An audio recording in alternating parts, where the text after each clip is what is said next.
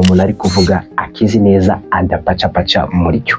Abagabo bakunda kwicara hanini batagaranyije amaguru, kiba bari ikimenyetso cy'uko umugabo yumvamo amusohoza. Iyo usuhuje umuntu kumva muri we aragusuza asa n'ugushika akurusha imbaraga, umuntu iteka aba yumva nk'umuntu w'umunyabubasha, aba yumva nk'iminwa ye cyangwa se ibihu by'iminwa ye byatangiye kubyimba. That one umenye ko umuntu ugaragara bakora imbwirwaruhame basa n'abatunga ikiganza imbere kubo bagambiriye kubwira. Nabyo ni ikimenyetso cy'uko uwo muntu abo bantu cyane ari byo bagira ngo ukore mu nyungu z'ibyo ashaka kukubwira, ubimushyigikiremo niba ari amakosa cyangwa se ari amafuti.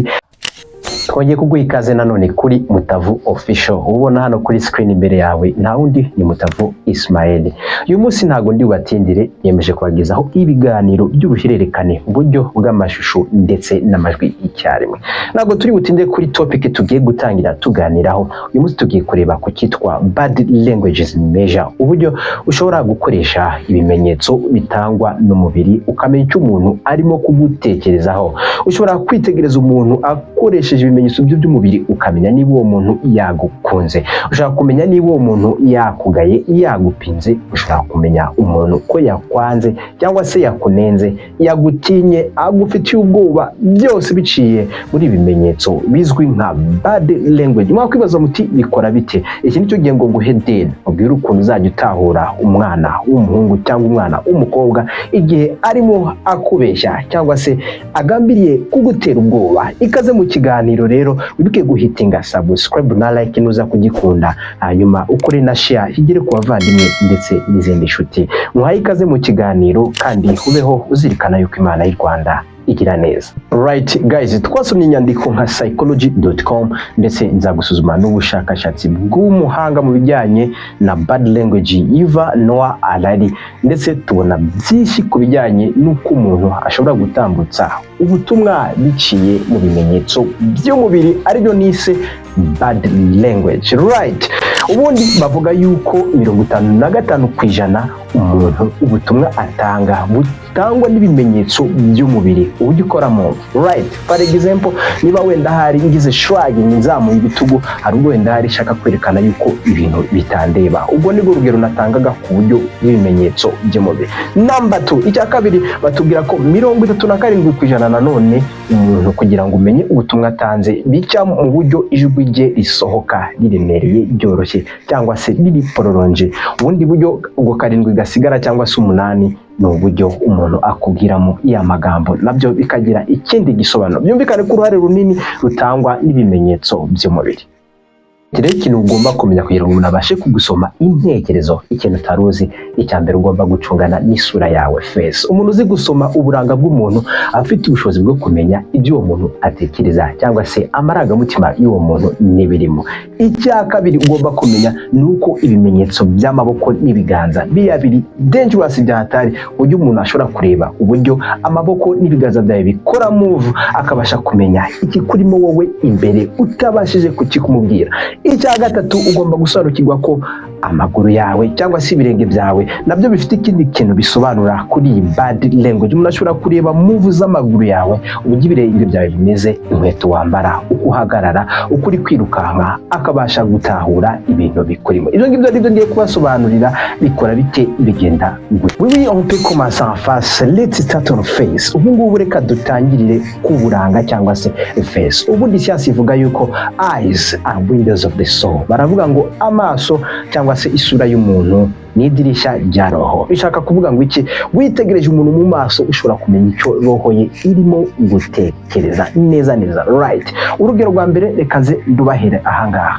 Iyo umuntu ahanini afite ibitotsi cyangwa se umunaniro ushobora kuyirebera mu maso ye, amaso aratukura cyangwa se agahura n'ibindi bintu atabasha kuguhisha. Right, urabona iyo umuntu ashonje ashobora gukora icyo bita yawning, ashobora kwayura ukamenya ko ananiwe cyangwa se ashonje, n'ibintu umuntu ubwe ikora atabasha kuguhisha. Ubwo n'urugero ugoroshye, ariko reka tuze kuzindi ngero abantu bashobora kujijisha bakaba bazijisha bakazigutsimba, ariko n'ubundi bikarangira batamaye cyangwa se ubavumbuye bitewe nuko baba bagambiriye kubigurisha. Reka nk'urugero guys, umuntu iyo uri kuganira n'umuntu igihe uzaba uri kuganira n'umuntu ukabona uwo muntu igihe muganiye azamuye ibitsike byiwe asa n'ubyerekera hejuru, amaso akiyongera, that guys notice ko uwo muntu aba atunguwe cyangwa se agize ubwoba bitewe n'ikiganiro muri kuganiraho. Ubwo ni urugero rw'amaso. Urundi rugero kandi nanone ruvuga ngo igihe uganiye n'umuntu cyangwa se uje n'amaso umuntu akareba hasi, menya ko uwo muntu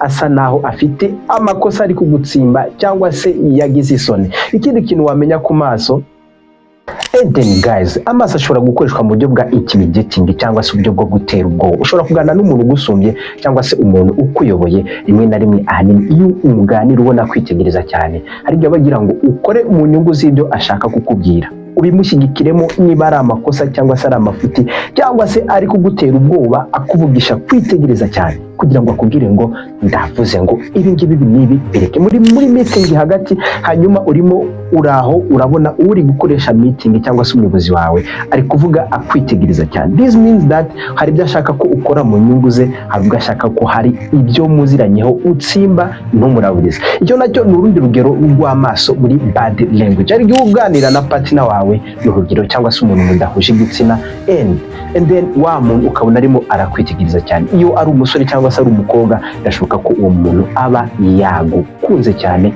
yakugiriye crush cyangwa se akabikora gutyo mu buryo bwo kwereka yuko yagusuzuguye. Bisaba kwitonda ukabanza ukareba situation n'ikiganiro kiri kuguhuza n'uwo muntu. Tukiri ku isura rero cyangwa se face, the windows of the soul, iminwa nayo ni ikindi kintu muri bad language gitanga ubusobanuro bw'ibintu byinshi. Anyway, reka nkwe nk'urugero, buriya hari igihe uganira n'umuntu w'umukobwa watwawe cyangwa se amarangamutima yawe yahengamyeho, ugashaka kumusoma, wajya kumusoma ugasanga we ntabwo ari ready. Ariko guys, reka ze mubwire ibanga rishobora kubwira ko umupartner wawe ari ready, ashaka ko musomana. Igihe wamwitegereze, ushobora kongera kumwitegereza nyuma y'iminota mike yaho gatoya, ukabona iminwa ye cyangwa se ibihu by'iminwa ye byatangiye kubyimba. That one, umenye ko umuntu aba ari ready kugusoma. Biterwa n'iki? Icyo gihe iyo ari umugore cyangwa se ari umugabo, hari igihe dopamine cyangwa se serotonine ye izamuka, amaraso akaba menshi mu mikaya y'iminwa, maze iminwa igatangira kwiyongera. Aba ari ikimenyetso cy'uko umuntu agambiriye cyangwa se yifuza gusomana nawe, by'umwihariko kandi byumvikana. Ganira basa n'abipfutse ku munwa cyangwa se bajya gukora ibintu ukabona barimo barashaka gupfuka ku munwa, ni ikimenyetso nyamukuru cy'uko uwo muntu ibintu agiye kukubwira niba agiye kubivuga apfutse ku munwa, right that guys, umenye ko umuntu agambiriye kukubeshya nta kindi.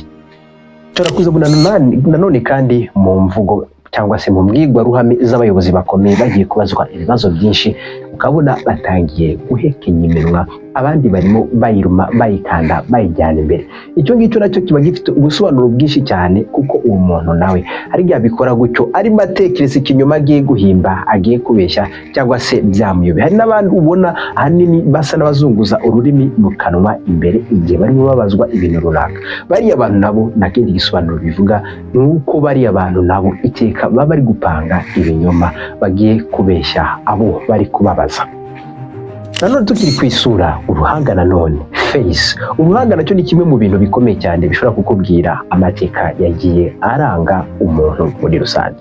Igihe uzahura n'umuntu ukabona afite isura isa n'ikatumbye yegeranye, uzamenye ko uwo muntu mu buzima bwe ahanini boy ntago yigeze ahura n'ubuzima bwiza mu mikurire n'ahahise hiwe.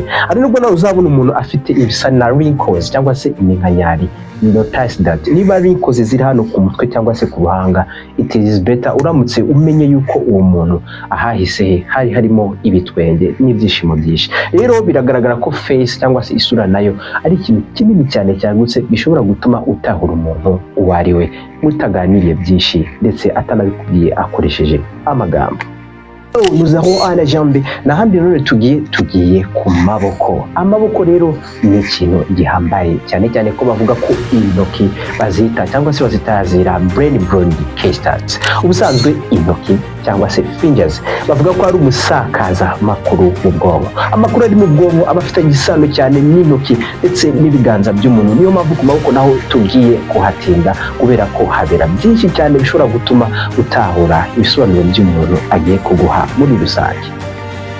Of course, kenshi cyane uzabona hari abatipe cyangwa se abagabo bakunda gushyira ibiganza byabo mu mifuka y'ipantaro igihe muri kuganira cyangwa se bari kugenda. Ahanini iyo babikora aba bantu uzasanga abenshi muri bo nta kindi kintu babishaka gusobanura, ubukunzi gusanga ari abantu bifunga, abantu badakunda gutanga amakuru yabo, abantu bakunda kugira ibanga ryabo, ku buryo iyo muganira aba yifunze hari ibintu byinshi adashaka kukubwira, bivana cyangwa se bikajyana nuko akenshi ukunze gusanga uyu muntu ari wa muntu bita vuguziga. Ntago ibiganza bye kuba bihora mu mifuka ari amafiyeri, ahubwo bifite igisobanuro cy'uko hari byinshi avuga aziga adashaka yuko wowe umenya. Ikindi kintu ugomba kumenya ku biganza, abazi icyo bita position de pouvoir, hari ukuntu umuntu ashobora guhagarara agasa n'ufata mu manyunguyungu yiwe, ariko intoki ze zose uko arenye zireba imbere, hanyuma igikumwe kireba inyuma. Biba bivuga ko ariyo position de pouvoir. Abazi umukinnyi nka Cristiano Ronaldo yagiye gutera kufra cyangwa se penalty akunda kugaragaza iyi position de pouvoir.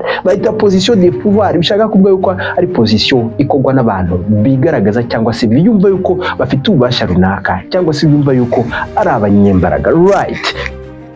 Reka nizere ko wigeze ubona mama wawe igihe yabaga agiye kugukaza cyangwa se kuguhana wakoze amakosa menshi. Ahanini iyo akuganiriza ukunda kubona akuganiriza asa naho ibiganza byiwe yabisize inyuma mu buryo bwo kwereka ko agufite ububasha, cyangwa se wowe ashaka kugutera ubwoba. Ibiganza byiwe cyangwa se amaboko yasubikiranya inyuma akuganiriza, ibyo byose bivuga ko hari ubusobanuro bwinshi umugomba wowe ku byo wabashije gukora, kikaba ikimenyetso cy'uko nyine abashaka kugutera ubwoba, na intimidating nayo ubwayo ikwereka yuko hari ibyo ugomba kumubwira kandi agufiteho ububasha.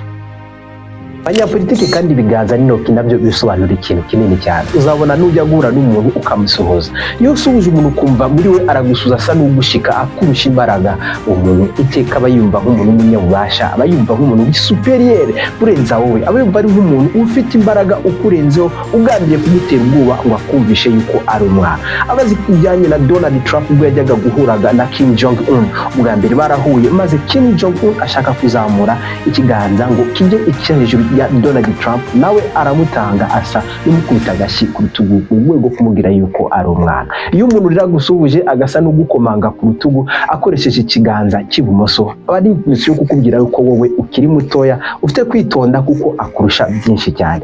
Ibimenyetso kandi ku banyapolitiki ibiganza bivuga ibintu byinshi cyane nanone ushobora kuzajya tunaganiraho mu biganiro bizakurikiraho biri imbere by'ubutaha. Kandi nanone uzabibona ku bantu b'abaprofeseri, abarimu muri kaminuza na za segonderi cyangwa high school, ndetse n'ahandi hantu mu mbwirwaruhame abantu basobanura ibintu byabo. Ubuntu kenshi usobanura ibintu asa n'uhuza intoki ze ukunguku ndi kukwereka ahangaha, uwo muntu iteka aba ari wa muntu uvuga ibintu yiyizeye azi neza. Guhuza intoki ku muntu arimo asobanura ikintu cyangwa akivugaho ni ikimenyetso nyamukuru ko icyo kintu uwo muntu ari kuvuga akizi neza adapacapaca muri cyo. Hari n'abandi banyapolitiki bagiye bagaragara bakora imbwirwaruhame basa n'abatunga ikiganza imbere kubo bagambiriye kubwira, nabyo ni ikimenyetso cy'uko uwo muntu abo bantu aba bifiteho icyizere ku bintu ari kubaha. Amasezerano atanga kuri bo asa n'uzayasohora. Byakozwe gukorwa na Barack Obama akavuga asa n'utunga ikiganza acyerekeje ku bantu abwira, ikimenyetso kigaragaza ko uwo muntu yizeye ko ibintu arimo asezeranya abantu ibyo nta kabuza n'ubundi azabasha kubigeraho kandi abifitiye ubushobozi ndetse abizi neza. Twibutse ku maguru nk'igice cyo hasi cy'umuntu, burya amaguru nayo afite ubusobanuro bw'ikintu kinini cyane, asobanura ku kintu bita bad language cyangwa se ubutumwa dutanga mu buzima bwacu bwa buri munsi. Reka nk'urugero, uzabona abagabo bakunda kwicara hanini batagaranyije amaguru. Kiba ari ikimenyetso cy'uko umugabo yumvamo ubushobozi, yumva ko ashoboye, yiyizera, ari umugabo nyine uri compact, uri hamwe, wiyumva nta kibazo afite. Bitandukanye n'umugabo hanini ukunda kwicara ahuje amaguru, bikundwa gufata cyangwa se bikagiranwa nkaho uri umusore cyangwa se umugabo utigirira icyizere. Kenshi mu bagabo bakunda kwitwara ukunguku nyine bakaganira cyangwa se bakicara batagaranyije amaguru, ukunze gusanga ari abatipe cyangwa se abagabo bigirira icyizere, bikaba imbusane ku bantu b'igitsina gore. Kubera kandi niba uri umukobwa ukunda kwicara utagaranyije amaguru, abantu bagufata nk'igishengabo cyangwa se umukobwa cyangwa umugore udashobotse. Right. Kenshi uzabona kandi hari abantu benshi barangwa no kwambara inkweto nini. abandi bakarangwa no kwambara udukweto dutoya.